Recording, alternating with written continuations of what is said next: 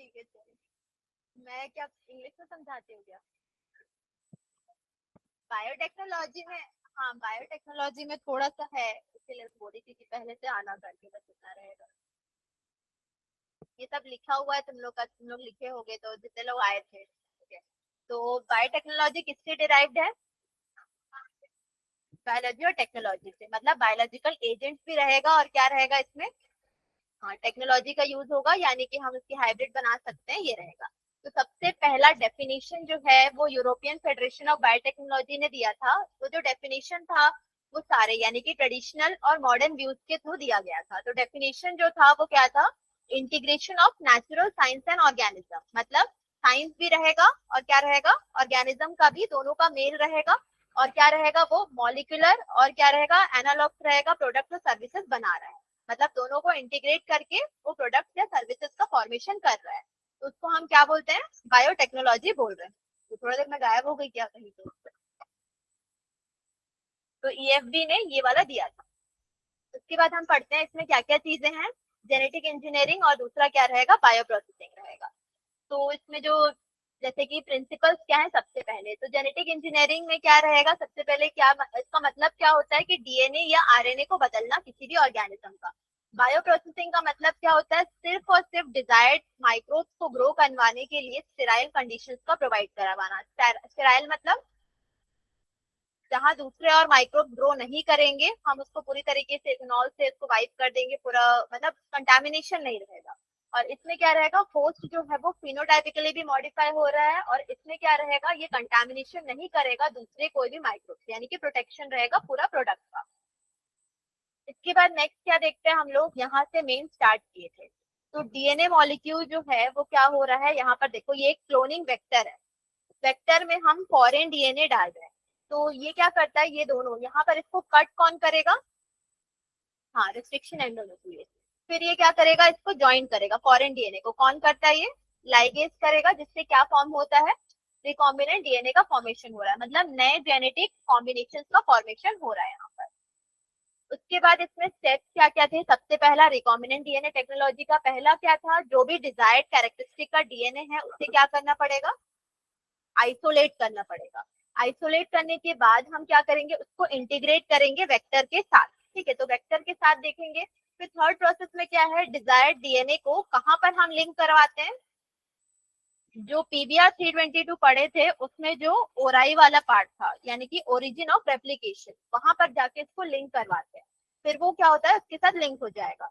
उसके बाद next step में क्या होता है, न्यूली फॉर्म डीएनए का फॉर्मेशन हो रहा है लाइगेज के साथ ज्वाइन होके। फिर लास्ट में ये डीएनए को हम किस में डालते हैं, किसी भी सेल, हाँ होस्ट के सेल के अंदर, यानी कि बैक्टीरियल सेल के अंदर डाल रहे हैं। फिर उसका जेनेटिकली मॉडिफाइड जो भी प्रोडक्ट है उसका फॉर्मेशन होता है, यानी कि क्लोनिंग हो रही है। उसके बाद तुम्हारा वही चीज है, किसने दिया था, बस ये था हर्बर्ट बोयर का, हाँ हर्बर्ट बोयर और स्टैनली कोहेन ने दिया था। किस चीज को, first artificial recombinant DNA molecule उन्होंने कंस्ट्रक्ट किया था। तो इन्होंने आइसोलेट किया था किस चीज को, एंटीबायोटिक रेजिस्टेंस जीन को। कैसे किया था, एक प्लाज्मिड से डीएनए फ्रेगमेंट को कट करके। उसके अलावा जो भी एंटीबायोटिक रेजिस्टेंस जीन है उसको किसके साथ डाला, प्लाज्मिड डीएनए के साथ डाला।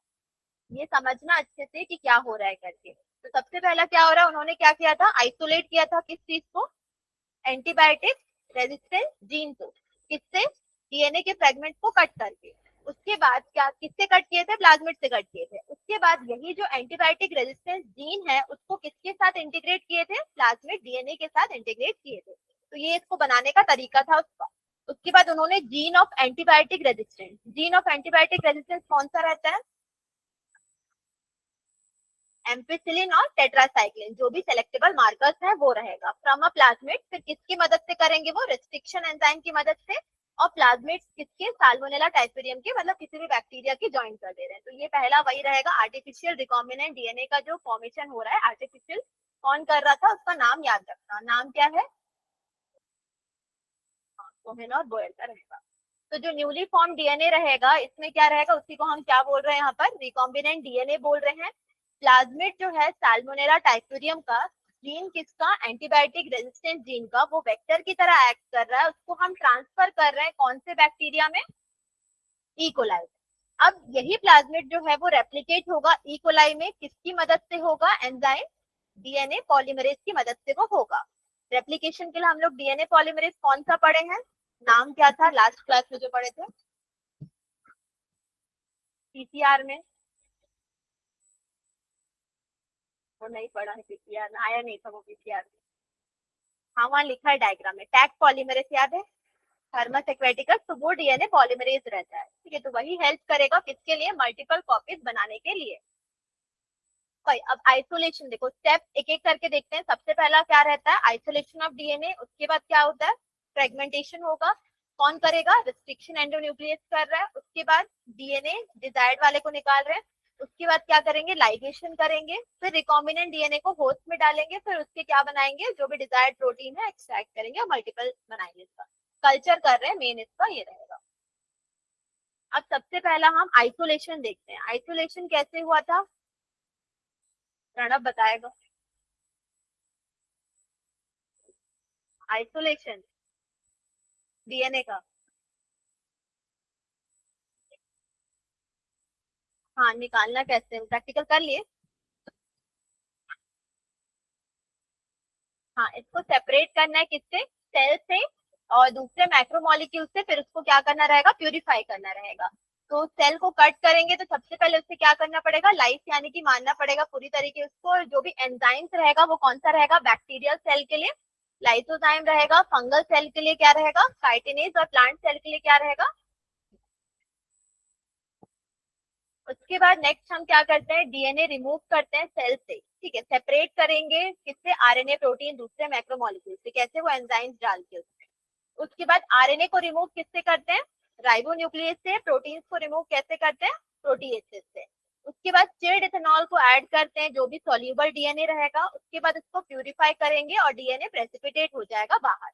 अब डीएनए को रिमूव करते हैं कैसे? हम स्पूलिंग से। स्पूलिंग मतलब, हाँ उससे क्या निकलेगा? थ्रेड लाइक स्ट्रक्चर डीएनए का वो निकलेगा। अब टूल्स क्या क्या है? हम लोग आइसोलेट कर चुके हैं, तो ये प्रोसेस जो है ना वो बाद में है तुम्हारे बुक में, ठीक है। तो हम लोग आइसोलेट पहले हो चुका है। उसके बाद नेक्स्ट क्या है? टूल्स देखते हैं कि रिकॉम्बिनेंट डीएनए में क्या क्या लग रहा है। सबसे पहला क्या रहेगा? Restriction enzyme. दूसरा क्या है? Cloning vector. तीसरा क्या है? होस्ट। कॉम्पिटेंट होस्ट का जो लास्ट में पढ़े थे, क्या क्या था उसमें? हाँ वो डीएनए वाला, हाँ और बायोलिस्टिक वाला, हाँ तो वही सब कॉम्पोनेंट होस्ट में आएगा। और सबसे पहला रिस्ट्रिक्शन एंडोन्यूक्लियस में क्या क्या आएगा उसमें? मतलब रिस्ट्रिक्शन एंजाइम्स में, हाँ एंडो और एक्सोन्यूक्लियस का आएगा। अब यहाँ पर देखना, रिस्ट्रिक्शन एंजाइम्स में लेना और अर्बन ने बताया था दो एंजाइम जो कि बैक्टीरियोफेजेस के ग्रोथ को ई कोलाई में क्या कर रहे हैं? रोक रहे हैं। तो वही सबसे पहला क्या होगा कि वो बैक्टीरियोफेज को कैसे रोक रहा है? उसमें क्या कर रहे हैं? मिथाइल ग्रुप को डीएनए में ऐड कर रहे हैं, और क्या हो रहा है? दूसरा डीएनए को कट कर रहा है। तो जो एंजाइम रहेगा जो डीएनए को कट करता है उसे हम क्या बोलते हैं? Restriction enzyme. और ये कैटेगरी किसमें आता है? न्यूक्लियस के अंदर आता है, जो भी रिस्ट्रिक्शन एंजाइम। अब यहाँ पर क्या देखेंगे हम लोग? कैटेगरीज इसके। पहला कौन सा है? Type 1, type 2, type 3, type 4, type 5, ये सारे रिस्ट्रिक्शन के हैं। तो अब टाइप 4 और टाइप 5 में तुम लोग टाइप 3 तक देखना, इसमें बता दे रही हूँ बाकी सबको। टाइप 1 में क्या रहेगा? ये रैंडम साइट को, जो भी साइट रहेगा रिस्ट्रिक्शन साइट, उससे दूर दूर में रैंडम साइट में कहीं भी कट करेगा। तो इसको हम यूज नहीं करते हैं किसमें? Recombinant technology. फिर टाइप 2 की बात करते हैं, तो ये स्पेसिफिक साइट पे कट करेगा, क्लोज या एकदम रिकॉग्निशन सीक्वेंस के पास ही कट करेगा ये। इसलिए ये बायोटेक्नोलॉजी में यूज हो रहा है और हम इसको बहुत सारे मतलब प्रैक्टिकल्स में यूज कर रहे हैं। और टाइप 3 में देख रहे हैं तो ये शॉर्ट डिस्टेंस में, मतलब यहाँ रिकॉग्निशन साइट है, एकदम पास में कट करता है या फिर एकदम दूर में जाके भी कट कर सकता है ये। तो टाइप 3 का ये रहेगा, तो ये भी यूज नहीं हो रहा है। टाइप 4 में ये सिर्फ और सिर्फ मिथाइलेटेड डीएनए को ही कट करेगा, जिसमें डीएनए के साथ मिथाइल ग्रुप ऐड है उसी को ही कट करेगा। टाइप 5 में क्या रहेगा? ये आरएनए को गाइड करता है ताकि वो टारगेट जगह में जाके कट कर सके। तो ये दोनों भी यूज नहीं। यहाँ पर ये देखना कि ये मेनली नॉन पैलिंड्रोमिक सीक्वेंसेस पे कर रहा है। पैलिंड्रोम क्या होता है? हाँ राइट टू लेफ्ट या right to right, left to right, दोनों क्या दिखेगा? सेम रहेगा, ठीक है। तो वो है, तो टाइप 1, टाइप 2, टाइप 3, और हम यूज कौन सा करते हैं? टाइप 2 यूज करते हैं। इसके बाद न्यूक्लियस में कौन सा है? एक्सोन्यूक्लियस और क्या रहेगा? एंडोन्यूक्लियस। एक्सोन्यूक्लियस मतलब क्या करेगा, ये एंड्स ऑफ द डीएनए से रिमूव कर रहा है, लेकिन ये स्पेसिफिक पोजीशन पे कट कर रहा है, तो हम यूज कौन सा करते हैं, एंडोन्यूक्लियस।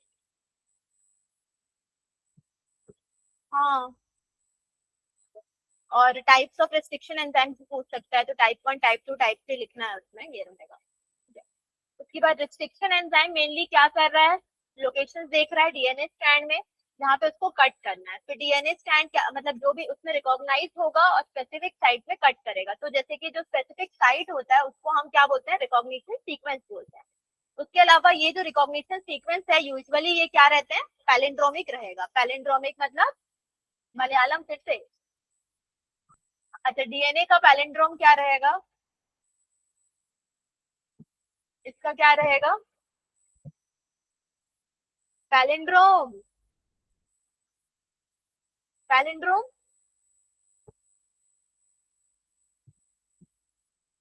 ये सेम है या नहीं है, ये बोल रही हूँ।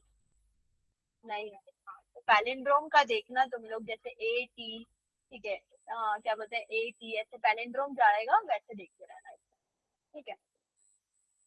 अब पैलिंड्रोमिक सीक्वेंसेस क्या होती है, जो फॉरवर्ड और बैकवर्ड डायरेक्शंस में क्या रहेगा, सीक्वेंसेस को हम पढ़ रहे हैं।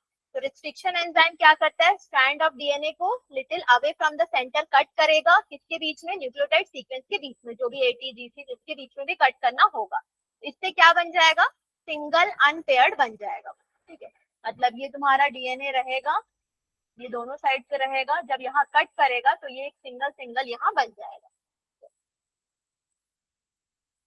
हाँ, आगे का प्रोसेस होगा ना बाद में, पीसीआर में पढ़ रहे थे ना, जाके प्राइमर ऐड होता है, फिर वो रहेगा तो वो पूरा ज्वाइन होता है बाद में पूरा। जैसे लाइगेशन में भी, जैसे हम लोग प्लाज्मिड पढ़ रहे हैं ना, प्लाज्मिड में भी क्या रहेगा, यहाँ पर ये रहेगा, ओरिजिन ऑफ रेप्लिकेशन में जाके ये बाइंड होगा, जब बाइंड होगा यहाँ पर हम कट करवा रहे हैं, कट करने के बाद जब ये क्या हो जाएगा, सिंगल सिंगल बन जाएगा, फिर वहां जाके लाइगेट होता है, तो वो रहेगा। तो ये सिंगल स्टैंडर्ड अनपेयर्ड बेसिस जो है कट एंड पे वो रहेगा, और इसी को हम क्या बोलते हैं, स्टिकी एंड बोलते हैं, जहां से क्या अटैच होगा,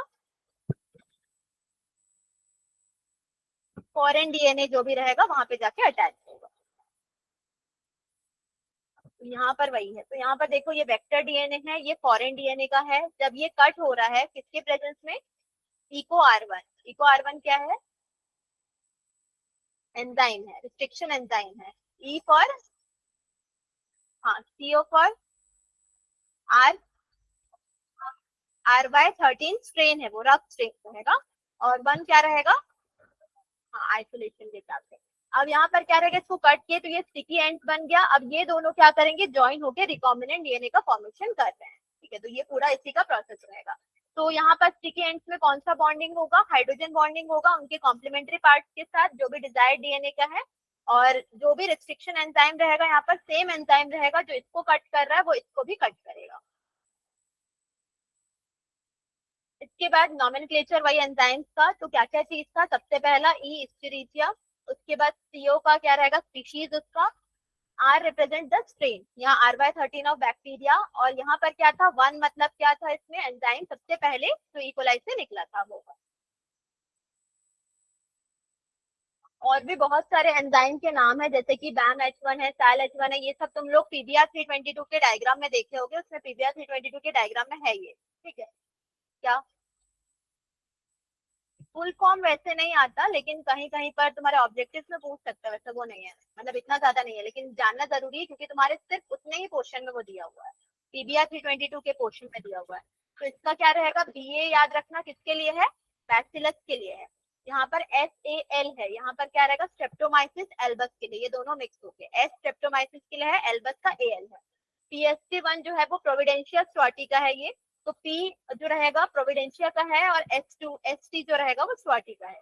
फिर पीवी1 मतलब पी प्रोटियस का और वल्गैरिस का। क्लैव वन में क्या रहेगा, कैरियोफेनॉन लैटम रहेगा, तो कैरियोफेनॉन जो रहेगा वो सी उसका और लैटम का एल ए, सेम वैसी है। सबसे ज्यादा इसका याद रखना हमेशा वो है कौन सा, हिंद थ्री। तो हिंद थ्री सबसे पहला एंजाइम था जो आइसोलेट हुआ था, तो हिंद थ्री जो रहेगा हीमोफिलस इन्फ्लुएंजा से डिराइव था ये। तो इसका बाकी स्ट्रेन अलग अलग रहेंगे, स्ट्रेन वैसे इसमें पूछा नहीं है, नाम है बोल के इसका वो याद रखना है बस। और क्या क्या दिया हुआ है उसमें, और कोई सा है एक्स्ट्रा पीबीआर 322 में?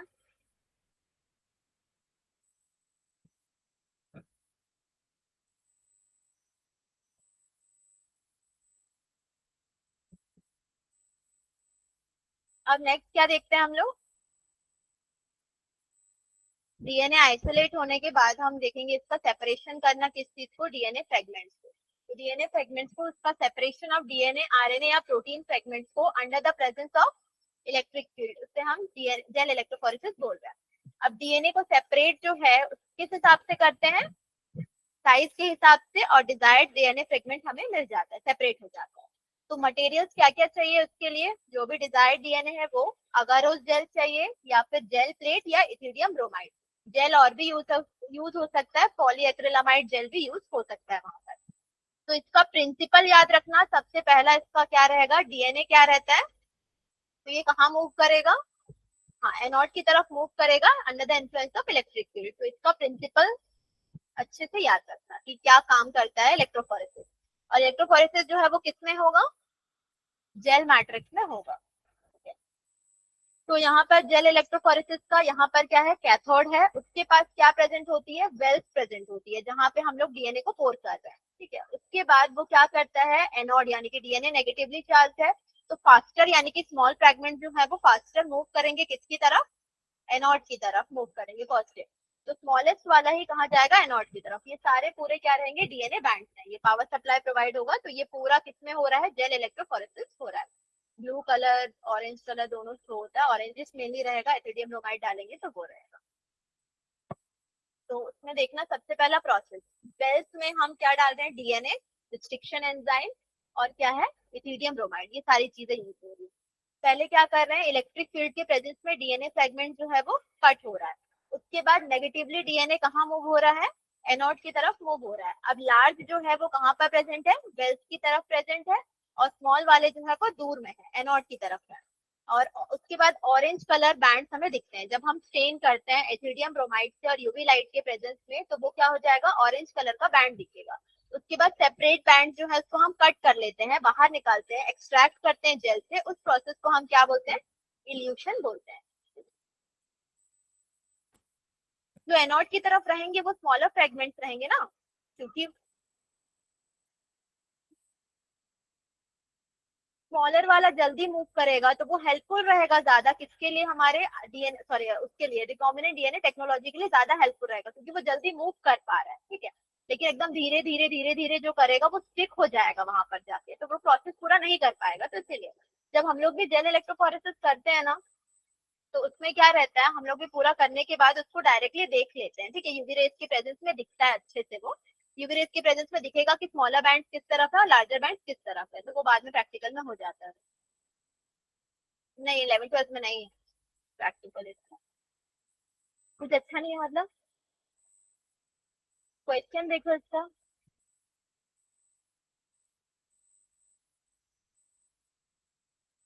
तुम लोग का किया हुआ है ना? तुम भी नहीं आए थे, ये तीनों नहीं आए थे। ये दोनों थे ना, तुम भी थी ना?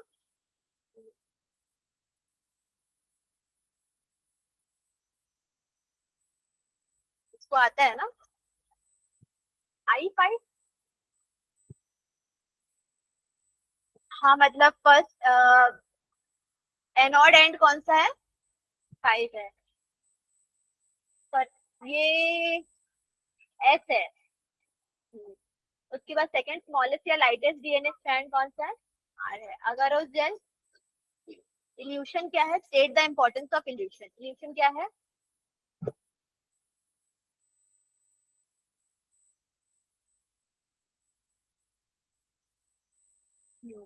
एक्सट्रैक्ट करना फ्रॉम द जेल। ठीक है, DNA fragments are cut and extracted from the अगर उस जेल, उसको हम क्या बोलते हैं? इल्यूशन बोलते हैं। इंपॉर्टेंस क्या है उसका?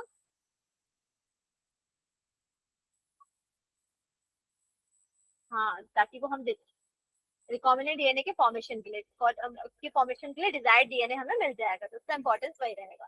Second, eco R1 has played very significant role in rDNA technology. Explain the convention इसका। हाँ, ECO R1 पूरा। ठीक है, उसके बाद write the recognition site and cleavage sites of this restriction endonuclease. Write the recognition site and cleavage sites of this restriction endonuclease, यानी कि eco R1 का बताना है। तो इको R1 कहाँ कट करेगा? स्पेसिफिक साइट्स पे कट करेगा, वो साइड पे नहीं, वैसा नहीं, स्पेसिफिक साइट्स पे कट करेगा। तो उसको डायग्रामेटिक वे में शो करना है। हाँ, वही वाला डायग्राम, हाँ जो अभी बताई थी थोड़ी देर पहले, वही डायग्राम रहेगा वो। फिर what is the protruding end, हाँ उसके बाद देखना what is the protruding and hanging stretches of DNA produced by these restriction enzymes called, जो लटके हुए रहते हैं, हैंगिंग स्ट्रेचेस रहते हैं, उसको क्या बोलते हैं? स्टिकी एंड्स बोलते हैं। Describe the role in the formation of rDNA. Sticky ends,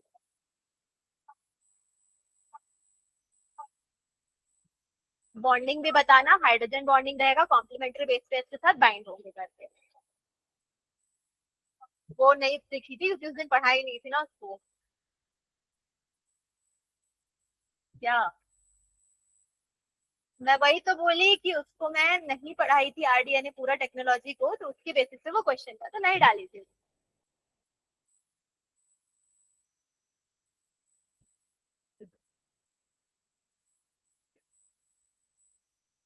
उसके बाद कौन सा था? सेकंड वाला देखना है।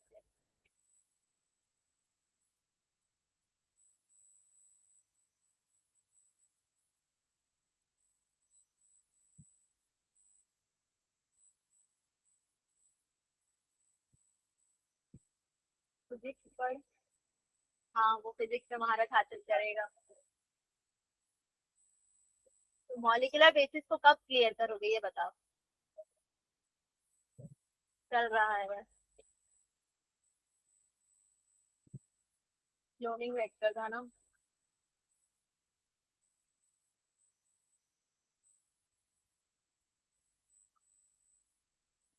चलो इसमें देखते हैं हम लोग किसके बारे में, क्लोनिंग वेक्टर्स के बारे में। तो क्लोनिंग वेक्टर्स जो है वो क्या करते हैं? मल्टीपल कॉपीज बनाते हैं जो भी डिजायर्ड डीएनए फ्रेगमेंट रहेगा उसका। तो ये सारे वेक्टर्स को हम किसके अंदर रेप्लिकेट कर रहे हैं? होस्ट बैक्टीरियल सेल के अंदर करेंगे। कुछ जो है वो नेचुरली है बैक्टीरियल सेल में, और कुछ क्या होंगे? Artificially produce. तो सबसे पहला वही देखेंगे हम लोग, इसके एक गुड वेक्टर की प्रॉपर्टीज क्या है। सबसे पहला क्या रहेगा? रेप्लिकेट होगा, ठीक है, और ये क्या करेगा? जीन को कैरी करके रखेगा। उसके बाद उसका साइज सबसे कम रहेगा, लेस देन 10 kb है। उसके बाद हाई कॉपी नंबर है, और आइसोलेट करना भी इजी रहेगा, और ये इंटीग्रेट भी करेगा सही से। और क्या करेगा? होस्ट में इजिली इंट्रोड्यूस हो जाएगा। सेलेक्टेबल मार्कर भी इसके लिए सुटेबल होना चाहिए। उसके अलावा टारगेट साइड भी इसका यूनिक रहेगा। तो ये एक अच्छे वेक्टर की क्या रहेगी? प्रॉपर्टीज रहेगी।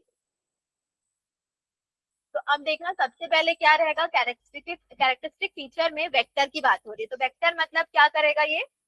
वेक्टर क्या होता है?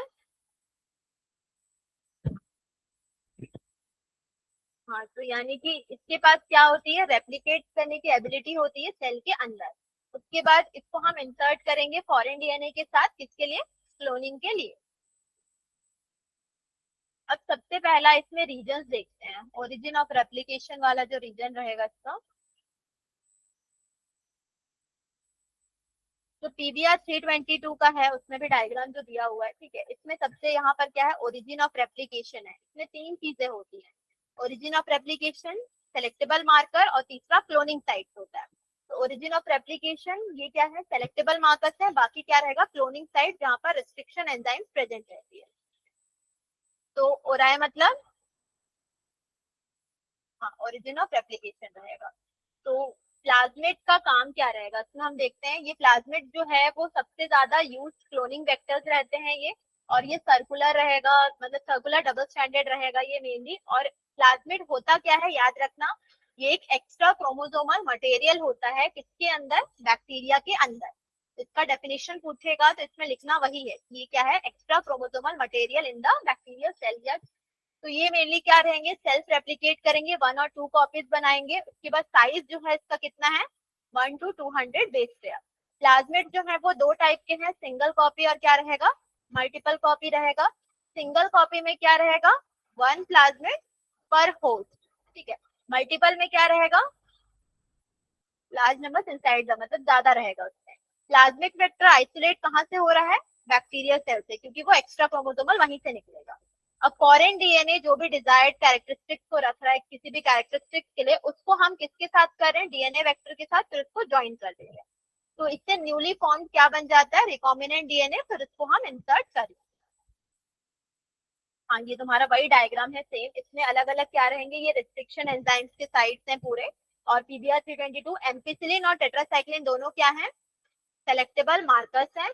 और यहाँ पर क्या रहेगा तुम्हारा, रोक वाला साइट है, ओरिजिन ऑफ एप्लीकेशन, ये पूरा रेस्ट्रिक्शन साइट का रहेगा। और पीबीआर 322 का नाम कैसे दिए थे,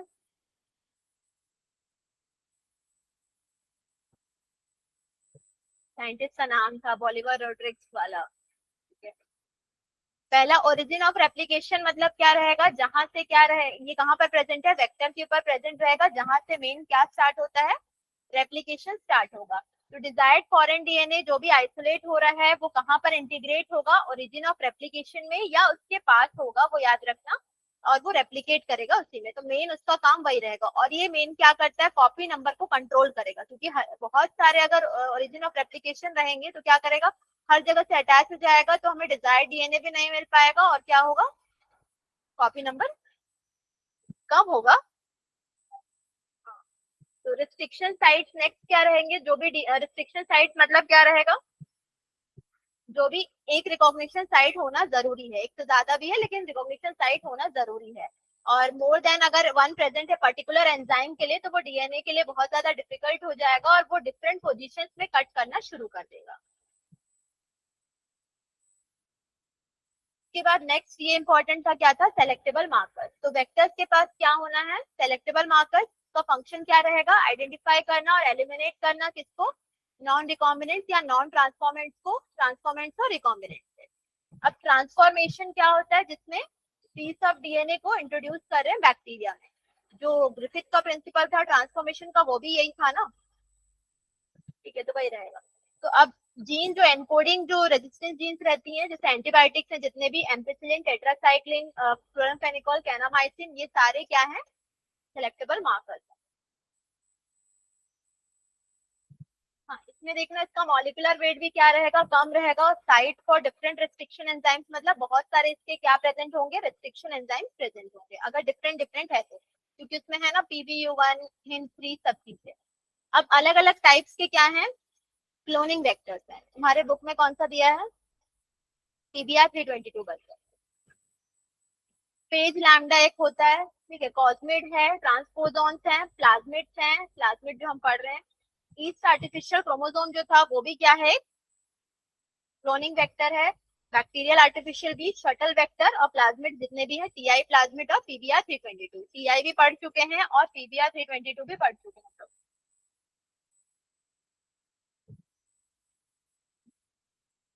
तो यहाँ पर वही देखना, सबसे अर्लीस्ट वेक्टर जो यूज हुआ था, कंस्ट्रक्ट आर्टिफिशियली किया गया था, वो कौन सा था, पी का मतलब प्लाज्मिड, डी का मतलब बॉलीवर, आर का मतलब रॉड्रिक जो रहेगा, और 322 मतलब क्या रहेगा, अदर प्लाज्मा से जो डेवलप हुआ था सेम लैब, उसका नंबर रहेगा, वही है, उसका याद रखना, इसका भी कंसेप्शन पूछ सकता है। तो वो उसके बाद PBR 322 सबसे ज्यादा यूज होता है, और इसमें टोटल बेस पेयर्स याद रखना, कितने बेस पेयर्स हैं, और अभी इसका पूरा इंटायर सीक्वेंस हमें पता है कि कितने क्या है। उसके बाद इसमें दो सेलेक्टेबल मार्कर्स हैं, कौन से, टेट्रासाइक्लिन और एम्पिसिलिन, और बहुत सारे इसमें क्या रहेंगे, रिस्ट्रिक्शन साइट्स हैं, और जो प्रेजेंस होता है इससे क्या होता है, इजीली सेलेक्ट कर लेता है वो रिकॉम्बिनेंट प्रोसेस के लिए पूरा, मतलब रिकॉम्बिनेंट PBR 322। अब इंसर्शन जो रहेगा, जैसे डीएनए फ्रेगमेंट कहाँ पर हो रहा है, PHT1 या फिर PBU1, ये क्या करेगा, प्लेस करेगा किसके अंदर, हाँ, एम्पिसिलिन फंक्शनल था या नॉन फंक्शनल था, किसमें ग्रो हुआ था, कॉलोनीज वाले टाइम पे आई थी ना, मतलब जब बना था वो ट्रांसफॉर्मेंट और नॉन ट्रांसफॉर्मेंट वाला। हाँ, बिना कलर का कौन सा था, बिना कलर का जो था रिकॉम्बिनेंट था, तो कौन सा था वो, किसमें ग्रो हुआ था, टेट्रासाइक्लिन में ग्रो हुआ, ठीक है। तो यहाँ पर वही है, in presence of tetracycline but will not grow in presence of ampicillin, ठीक है। तो जब डीएनए इंसर्ट हो रहा है कहाँ पर होगा, रिस्ट्रिक्शन एंजाइम वाला कहाँ पे कौन सा BAM-H1 और SAL1। तो जीन कोडिंग जो रहेगा वो क्या रहेगा इसमें, नॉन फंक्शनल रहेगा। किसमें, टेट्रासाइक्लिन कोडिंग की बात करते हैं। उसके बाद ये पूरा जो प्रोसेस है इसमें मल्टीपल प्लेटिंग की रिक्वायरमेंट रहती है, तो इसको अवॉइड करने के लिए कौन सा किया जाता है, इंसर्शनल इनएक्टिवेशन। तो मैं रेप्लिका प्लेटिंग भी बताई हूँ और इंसर्शनल इनएक्टिवेशन भी बताई। तो रेप्लिका प्लेटिंग में क्या था,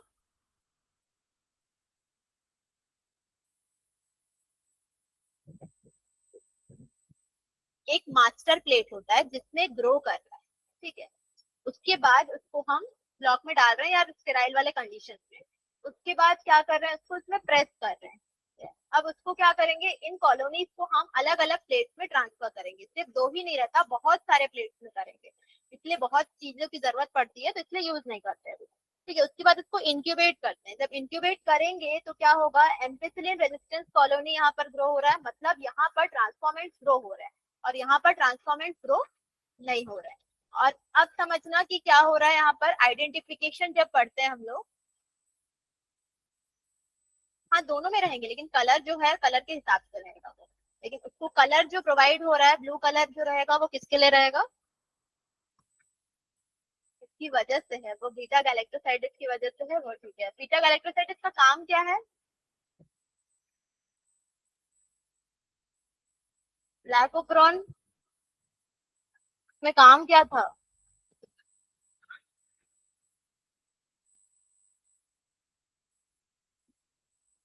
ट्रांस एसिटिलेज था, ठीक है। तो बीटा गैलेक्टोसाइडिस का काम क्या था वहां पे,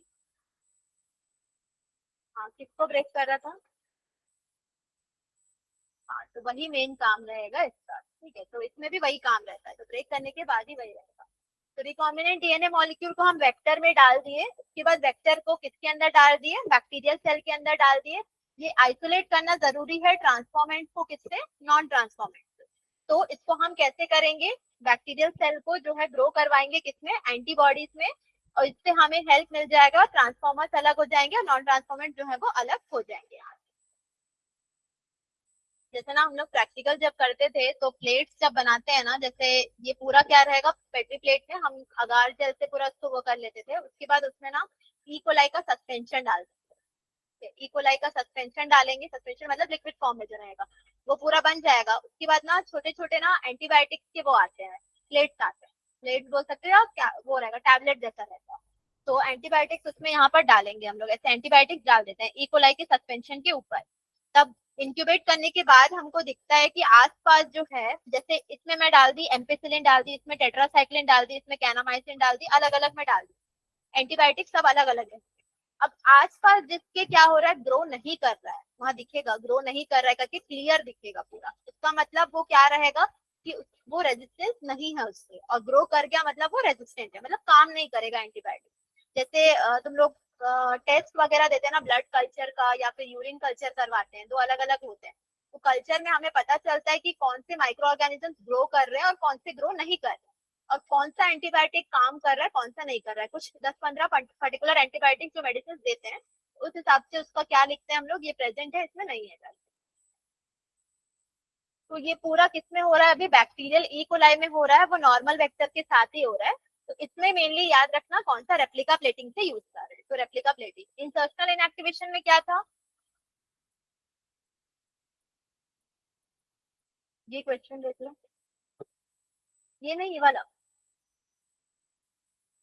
अच्छा उस दिन कर चुके थे। और ये क्या था, show the action of Eco R1 on a DNA polynucleotide, जो था वो पूरा डायग्राम को ही बनाना है, इसमें भी सेम स्टिकी एंड्स वाला रहेगा। स्टिकी एंड्स को और एक क्या बोलते हैं, कोहेसिव एंड्स बोलते हैं, ठीक है। ये कर चुके हो ना। तो इसमें बीटा गैलेक्टोसाइडिस का रोल बताना है, इंसर्शनल इनएक्टिवेशन में क्या रहेगा,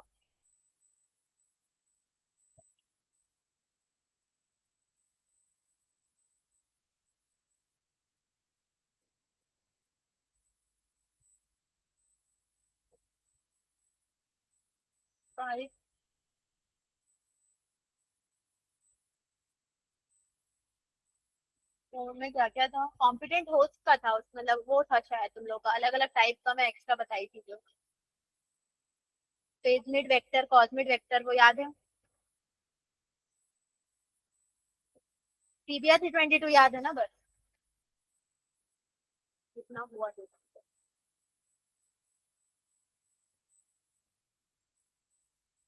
इसमें एग्रोबैक्टीरियम ट्यूबिफिशियंस वाला देख लेते हैं और एनिमल वेक्टर्स का देख लेते हैं।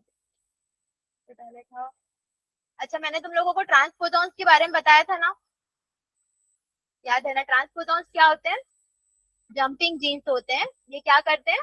मोबाइल रहते हैं, तो डीएनए क्या करेगा, वो कट करके वहां पर जंप कर जाता है, तो वो, तो ट्रांसपोजॉन जंपिंग जीन्स होते हैं, वो याद रखना है। फिर एनिमल वेक्टर्स में क्या था? कॉम्पिटेंट होस्ट वाला पार्ट रहेगा, वो पूरा वो रहेगा, ठीक है। तो डीएनए फ्रेगमेंट एनिमल से क्लोन होंगे, इकोलाई में इंटीग्रेट करेंगे किसके, अलग अलग वायरस के साथ, और इंट्रोड्यूस कराएंगे होस्ट सेल के साथ। तो जो एबिलिटी होती है वायरसेस की सेल्स के ऊपर एड्सॉर्ब करने की, एड्सॉर्ब मतलब, लोग कहते हैं उससे नहीं पढ़ रहे हो ना, डिलीट करो, ठीक है। एड्सॉर्ब और एब्जॉर्प्शन, एब्जॉर्प्शन मतलब अंदर तक जाना, एड्सॉर्प्शन मतलब सिर्फ सरफेस पे रहेगा। तो एड्सॉर्ब होगा सेल्स में, इंट्रोड्यूस होगा डीएनए और रेप्लिकेट करेगा डीएनए के लिए, जिससे वो आइडियल बन जाएगा मूव करने के लिए सेल के अंदर।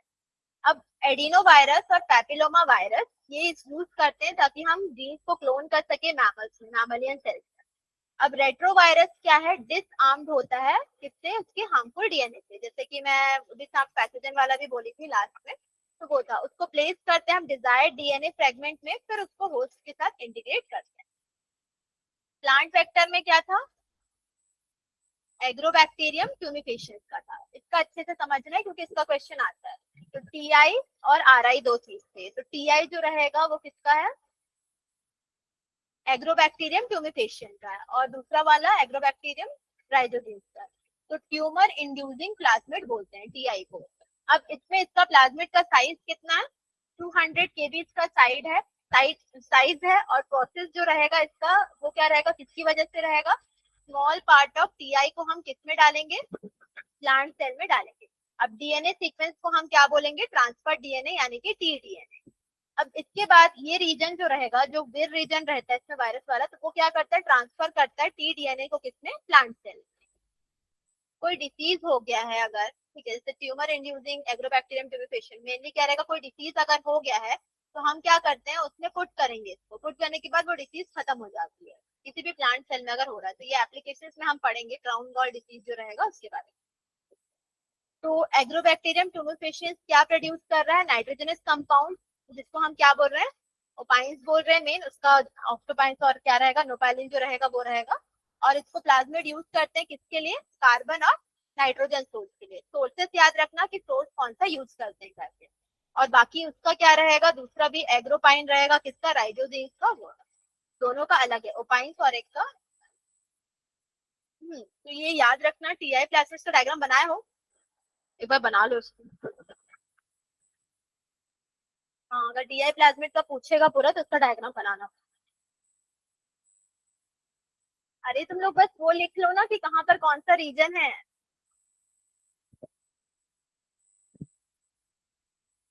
हाँ, बंद हो गया था ना इसीलिए। क्या करने? कलर करने या नोट बनाने? एग्जाम में यूज करते हो?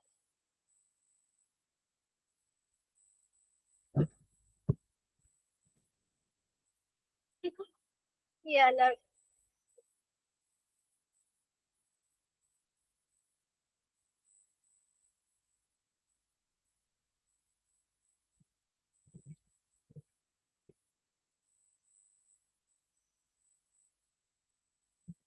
इसमें भी सबसे पहले वही ओरिजिन ऑफ रेप्लिकेशन रीजन है, वायरलेंस वीआईआर रीजन है, ओपाइन का कैटाबॉलिज्म कहाँ पर होता है, का राइट बॉर्डर लेफ्ट बॉर्डर दोनों में, और ऑक्सिन साइटोकाइनिन जो है वो हार्मोन्स भी प्रेजेंट होती है ताकि ग्रोथ करवा।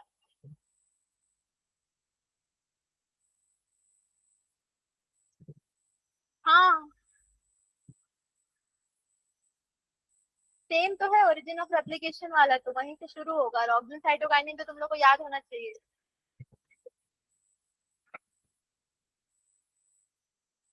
बस वो बॉर्डर बता रहा है इधर का अलग अलग है करके दोनों का।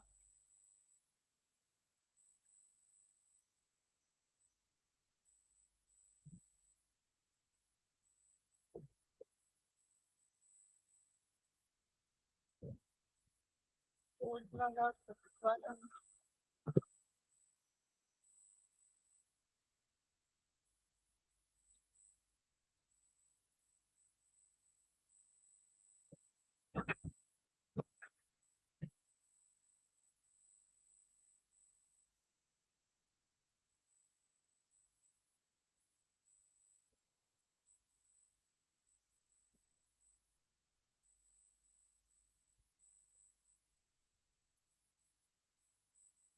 उसके बाद जो लास्ट क्लास में था वो क्या था?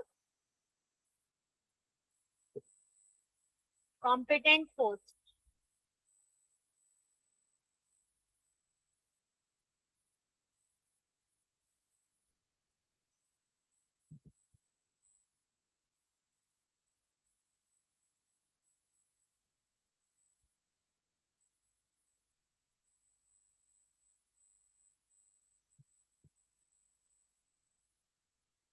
कॉम्पिटेंट होस्ट में क्या था सबसे पहले? अभी क्लियर हुआ इतना? ठीक है, इतना क्लियर हुआ? क्या क्या हो चुका है? क्या क्या हो चुका है पूछ रही हूँ। हाँ, क्या क्या टॉपिक हो चुके हैं?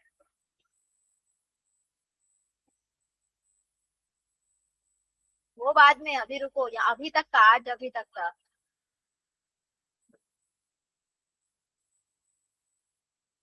इसमें तुम लोग का सारा टॉपिक तो इम्पोर्टेंट है, लेकिन टूल्स सबसे पहले याद रखना कि क्या क्या है।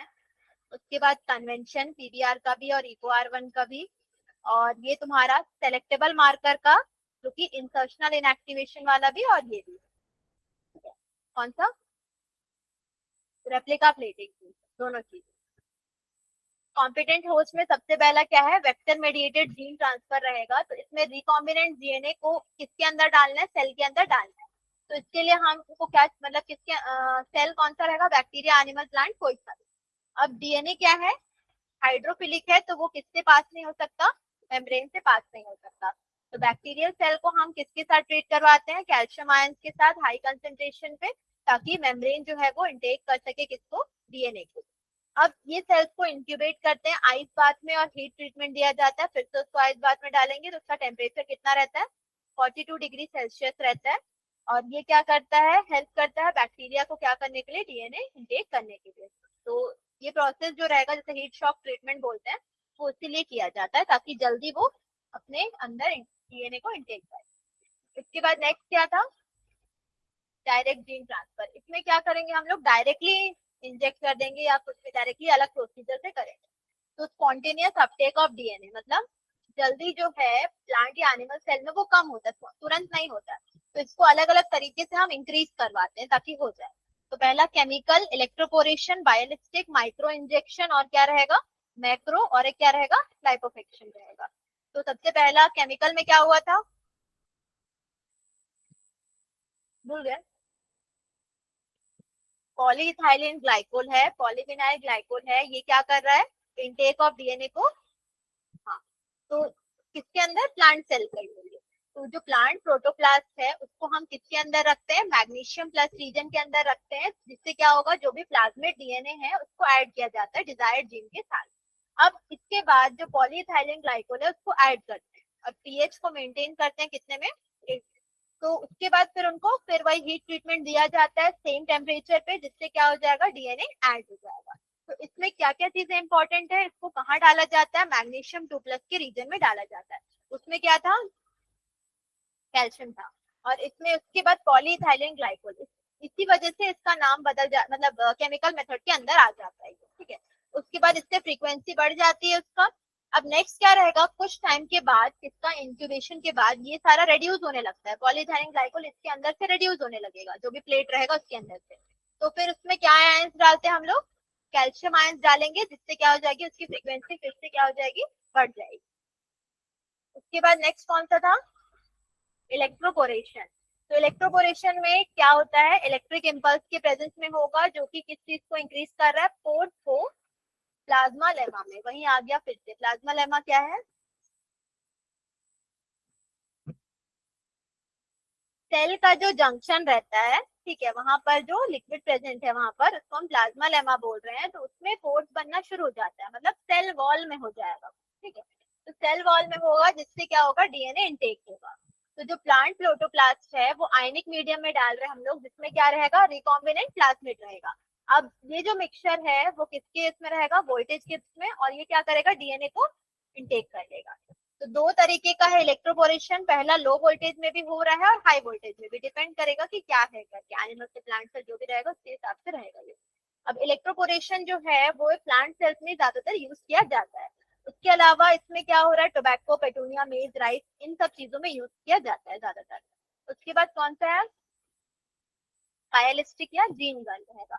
ये डायरेक्ट रहेगा, इसका कोटिंग पूछेगा तो कोटिंग क्या रहेगा, टंगस्टन या गोल्ड पार्टिकल्स डीएनए के साथ कोटेड रहेंगे और इसको ट्रांसफॉर्मेशन के लिए हेल्प कर रहे हैं और एक्सेलरेट करते हैं हाई वेलोसिटी में, और उसको शूट करेंगे तो वो क्या हो जाएगा, प्लांट सेल के अंदर चला जाएगा। हाँ मतलब उसको प्लांट के अंदर ही कर रहे हैं, एनिमल सेल के अंदर बायोलिस्टिक यूज करेंगे तो इमेजिन करो तुम्हारे अंदर बायोलिस्टिक यूज कर रहे हैं तो सामने वाला एनिमल को भी क्या होगा। उसके बाद लाइपोसक्शन का क्या है, जो डीएनए है उसको किस में इंट्रोड्यूस करते हैं, सेल में, किसकी मदद से करते हैं, हाँ इसमें एंजाइम्स, वही याद रखना, लाइपोसोम्स रहेगा। जो ये मेथड को हम दोनों के लिए यूज करते हैं, एनिमल्स और प्लांट दोनों पे, इसमें उन लोग को दर्द नहीं होगा ना। माइक्रो इंजेक्शन और मैक्रो इंजेक्शन का, माइक्रो इंजेक्शन में क्या रहेगा, डीएनए सोल्यूशन डायरेक्टली सेल में, और किसकी मदद से, ग्लास माइक्रोपिपेट। अब प्रोटोप्लास्ट जो है वो इंटरफियर करना नहीं चाहिए किसके साथ, माइक्रो इंजेक्शन के लिए, क्योंकि जो इंटैक्ट सेल को हम यूज कर रहे हैं, इंटैक्ट मतलब एज इट इज जो भी रहेगा वही सेल को हम उसमें यूज कर रहे हैं, और सेल वॉल भी क्या नहीं करेगा, इंटरफियर नहीं करेगा ना। ये प्रोटोप्लास्ट जो है वो किस में रखेंगे हम, ग्लास स्लाइड में रखेंगे ना, जो भी प्रोटोप्लास्ट सेल रहेगा उसको ग्लास स्लाइड में रखेंगे, उसको कोट करेंगे किससे, पॉलीलाइसिन से करेंगे, या फिर उसको सक्शन डायरेक्टली माइक्रोपिपेट से कर रहे हैं, और इसी से क्या हो रहा है, डीएनए इसमें इंजेक्ट करते हैं। तो ये पूरा प्रोसीजर रहेगा, फॉलो करना पड़ता है सारा चीज लैब में, नहीं तो वो स्टेराइल कंडीशन भी मेंटेन नहीं रहेगा, कंटामिनेशन आ जाएगा, तुम्हारा प्रैक्टिकल भी सही से नहीं होगा। अभी तो सिर्फ डीएनए निकालना इज नॉट, मतलब उतना ही है, मेन वो कंडीशन मेंटेन करना जरूरी है, क्योंकि गर्मी हो जाएगा तो उसकी बॉडी चेंज हो जाएगी, वो रहेगा। फिर मैक्रो में क्या रहेगा, डायरेक्टली प्लाज्मिड डीएनए को इंजेक्ट करते हैं ल्यूमेन में, किसके, इनफ्लोरेसेंस मतलब, हाँ वो रेसिमोस थाइमस है, लेकिन उसके अंदर क्या रहते हैं, पेटल, सेपल्स, जो भी चीजें हैं वो सारी चीजें, ठीक है। और इसको किससे कर रहे हैं, हाइपोडर्मिक सीरीन से कर रहे हैं, पूरा सीरीन मटेरियल से उसको इंसर्ट कर रहे हैं। उसके बाद क्या पढ़े थे, ये पूरा प्रोसेस उसका वही रहेगा, सेम चीज है। उसके बाद बैक्टीरियल डीएनए को कट कर रहे हैं रेस्ट्रिक्शन एंजाइम से, फिर उसको रेप्लिकेट कर रहे हैं इसके अंदर। तो अब जो क्लोनिंग हो रहा है वो किसकी मदद से हो रहा है, पीसीआर, तो उसको हम क्या बोलते हैं, एम्प्लीफिकेशन। तो पीसीआर का full form polymerase chain reaction, उस दिन कौन पूछ रहा था, हाँ वही पीसीआर। तो वो डेवलप किसने किया था, कैरेमलिस ने डेवलप किया था, जो इंटीग्रेट हो से क्या बना रहा है, बिलियन कॉपीज बनाता है एक ही बार में एम्प्लीफिकेशन से। पीसीआर इन विट्रो हो रहा है, पहला क्या क्या चीजें हैं इसमें, DNA containing desired fragment of gene जो है वो प्रेजेंट रहेगा, न्यूक्लियोटाइड दो प्राइमर्स होंगे, क्योंकि दो में टूटेगा स्ट्रैंड, तो दो प्राइमर्स आके ऐड होंगे, और प्राइमर्स का कितने टोटल बेसिस होंगे, उसमें लगभग 20 बेसिस होंगे। उसके बाद सारे डीएनटीपीज इसमें जरूरी है। उसके बाद क्या रहेगा, हीट स्टेबल डीएनए पॉलीमरेज, कौन सा, टैग पॉलीमरेज, किससे आइसोलेट हुआ है, थर्मस एक्वेटिकस, हाइमस तुम्हारे बॉडी में है। अब यहाँ पर पहला तीन प्रोसेस है, कौन सा, डीनेचुरेशन, एनीलिंग और एक्सटेंशन, फिर लास्ट में एम्प्लीफिकेशन। ठीक है, तो एक एक प्रोसेस को जब लिखोगे क्या क्या लिखोगे, सबसे पहले डीनेचुरेशन का टेम्परेचर क्या था, सबसे ज्यादा उसी का रहेगा, ताकि वो क्या कर सके, स्ट्रैंड्स को दोनों को अलग अलग कर सके। हाँ, इससे डीएनए क्या हो जाएगा, डीएनए डीनेचर हो जाएगा, हाइड्रोजन बॉन्ड ब्रेक हो जाएंगे, इससे क्या होगा, सेपरेट हो जाएगा डीएनए जो है। सिंगल स्ट्रैंडेड जो है वो टेम्पलेट की तरह काम करेगा, फिर टेम्पलेट में इसका फर्स्ट साइकिल जो है लगभग कितना मिनट है, 9 मिनट डीनेचुरेशन का। उसके बाद नेक्स्ट कहाँ पर क्या होता है, जो दो ऑलिगोन्यूक्लियोटाइड प्राइमर्स हैं वो कहाँ पर रहेंगे, सिंगल स्ट्रैंडेड टेम्पलेट डीएनए में जाके ऐड होंगे, यहाँ पर जाके ऐड हो जाएगा यहाँ पर। अब ऐड हो जाएगा तो ये सीक्वेंसेस कहाँ लोकेट होंगे, सी डैश एंड पे, two strands of desired segment के। तो इस प्रोसेस को हम क्या बोलते हैं, एनीलिंग, मतलब प्राइमर का अटैचमेंट को ही हम एनीलिंग बोल रहे हैं। अब प्राइमर का जो कंसंट्रेशन है वो बहुत मतलब हाई रहेगा रिलेटिव किसके, टेम्पलेट डीएनए के, क्योंकि उसको क्या करना, पूरा एलोंगेशन का प्रोसेस को करना है, इसलिए उसका क्या रहेगा, कंसंट्रेशन उसका ज्यादा रहेगा वहां पे। अब एक्सटेंशन देखते हैं, तो एक्सटेंशन में कौन सा यूज कर रहे थे हम लोग, टैग डीएनए पॉलीमरेज। ये क्या है, थर्मोफिलिक बैक्टीरिया। थर्मोफिलिक मतलब हाँ हाई टेम्परेचर में भी काम कर रहा है, क्योंकि डी नेचर था, ठीक है, उसमें टेम्परेचर बढ़ जा रहा था, तो इसमें भी काम कर रहा है। तो ये मेनली क्या सिंथेसाइज करता है, DNA region between the primers में एक्ट करेगा वो वहां जाके, और किसकी मदद से, डीएनटीपी की मदद से और मैग्नीशियम आयंस के प्रेजेंस से। अब डीएनए पॉलीमरेज क्या सिंथेसाइज कर रहा है, कॉम्प्लीमेंट्री स्ट्रैंड्स को, और क्या कहां पर, 3' यूटिलाइज कर रहा है 3' OH को, किसके, प्राइमर्स को। अब इसके बाद ये सारे प्राइमर्स जो हैं वो एक्सटेंड होते जाएंगे, और उसी प्रोसेस को हम क्या बोल रहे हैं, एक्सटेंशन बोल रहे हैं। तो दोनों प्राइमर्स पूरी तरीके से कॉपी हो जाएंगे। अब ये भी ड्यूरेशन कितना है, 2 मिनट, और लगभग उसका 72 डिग्री सेल्सियस रहेगा। ओरिजिनल टेम्पलेट सीक्वेंस कॉपी हो रहा है कब, सेकेंड, और बाकी साइकिल्स में भी पूरा ओरिजिनल सीक्वेंस ही क्या रहेगा, कॉपी होता जाएगा। अब जैसे कि इसमें क्या रहेगा, दोनों नए स्टैंड, ओल्ड स्टैंड दोनों एनिल होंगे, किसके साथ, प्राइमर्स के साथ। उसके बाद ये क्या करेगा, टेम्पलेट बनेगा किसके लिए, डीएनए सिंथेसिस के लिए, मतलब फिर वो डिवाइड होगा, फिर वो मतलब क्लोनिंग करना शुरू करेगा। तो एंड ऑफ द साइकिल में क्या रहेगा, नंबर ऑफ कॉपीज जो भी रहेगा वो ट्वाइस द नंबर जो भी प्रेजेंट रहेगा उसका हो जाता है। अब पीसीआर के बाद जो एम्पलीफाइड डीएनए है उसको भी हम प्यूरिफाई किससे करते हैं, सेल इलेक्ट्रोफोरेसिस से, ताकि डिजायर्ड पर्पस जो भी रहेगा उसके लिए यूज कर सके। तो पीसीआर हर जगह लैब में यूज हो जाता है, तो उसका टेम्परेचर लिख लिए थे ना उस दिन, कितना क्या था। इसके बाद तुम लोग का क्या था, एप्लीकेशन कहाँ कहाँ पे यूज हो रहा है। तो ये क्या कर रहे हैं, डिटेक्ट कर रहे हैं जो भी इन्फेक्टेड जीन रहेगा, म्यूटेशन को भी, उसके बाद जेनेटिक डिसीजेस को भी फीटस में, और एक क्या रहेगा, डीएनए फिंगरप्रिंटिंग में हेल्प कर रहा है। इसके बाद का कंप्लीट करेंगे आज। हाँ आज तो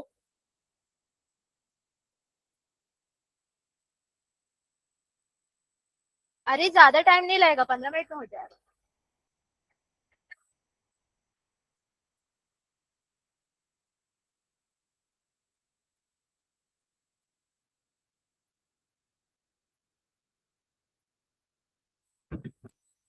पढ़ा रही हूँ, लिखवा नहीं रही हूँ, इसलिए ज्यादा टाइम नहीं लगेगा।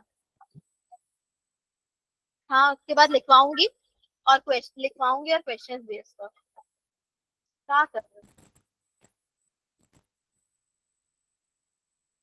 ऑब्टेनिंग फॉरेन जीन प्रोडक्ट उस दिन थोड़ा बहुत बताई थी, जो रिकॉम्बिनेंट डीएनए को हम बैक्टीरिया में इंसर्ट कर रहे हैं और डीएनए को मल्टीप्लाई करना है वहां पर। तो रिकॉम्बिनेंट डीएनए जो है उसको डिजायर्ड प्रोटीन को प्रोड्यूस करना जरूरी है, लेकिन लैब में क्या होता है, स्मॉल अमाउंट में रहेगा, तो क्या करना पड़ेगा, लार्ज अमाउंट में बनाने के लिए हम क्या यूज करते हैं यहाँ पर, बायोरिएक्टर्स का यूज करते हैं। लार्ज अमाउंट में जो भी प्रोटीन निकल रहे हैं उसके लिए बायोरिएक्टर्स का यूज करते हैं।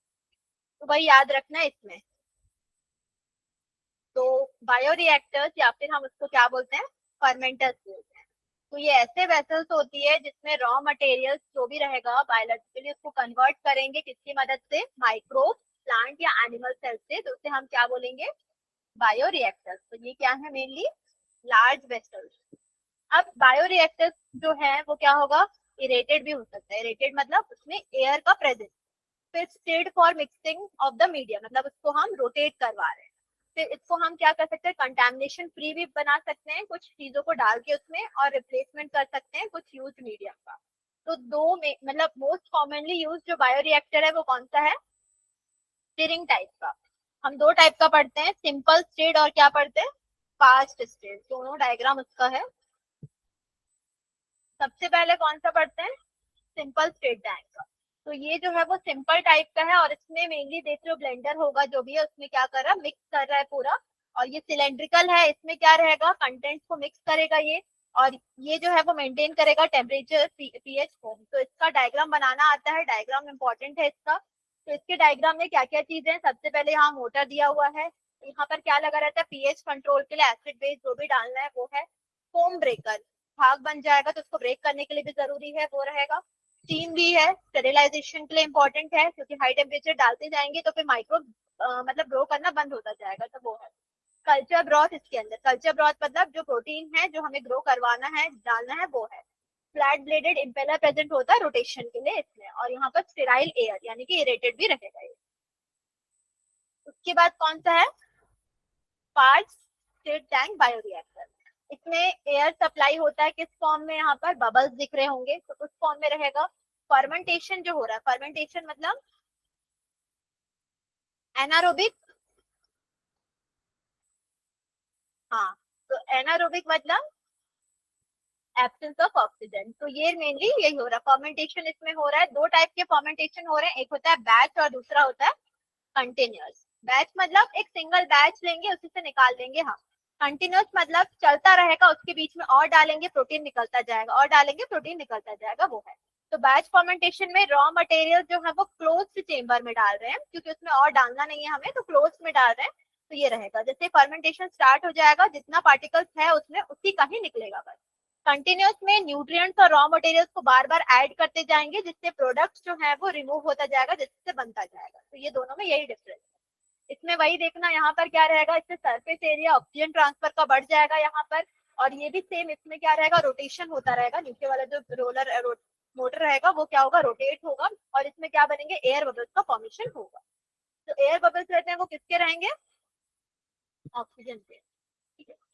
इसके बाद इसमें देखना कि जैसे मतलब बन जाएगा, ये क्या करना जरूरी है, मार्केट में प्रोडक्ट सप्लाई करना। इस प्रोसेस में आता है separation and purification of the product, market करने के पहले। तो इस प्रोसेस को हम क्या बोलते हैं, डाउन स्ट्रीमिंग। तो पहले इसको सेपरेट करेंगे फिर प्यूरिफाई करेंगे। तो डाउन स्ट्रीमिंग प्रोसेस के बाद बहुत सारे क्लिनिकल ट्रायल्स भी किए जाते हैं, ताकि प्रोडक्ट को चेक किया जाए और कमर्शियली डेवलप किया जाए। तो उसके लिए हाँ, यही था तुम लोग का डाउन स्ट्रीमिंग लास्ट था। तो वो भी ना, वैक्सीन ट्रायल्स भी जैसे होते हैं, फर्स्ट ट्रायल सेकंड ट्रायल फिर जाता है, तो ये पूरा प्रोसेस जो है वो डाउन स्ट्रीमिंग के बाद और कमर्शियल में जा रहा है। तो डाउन स्ट्रीमिंग का तुम लोग को डेफिनेशन याद रखना है कि क्या होता है करके। और बायोरिएक्टर्स, हाँ, और बायोरिएक्टर्स क्या होते हैं,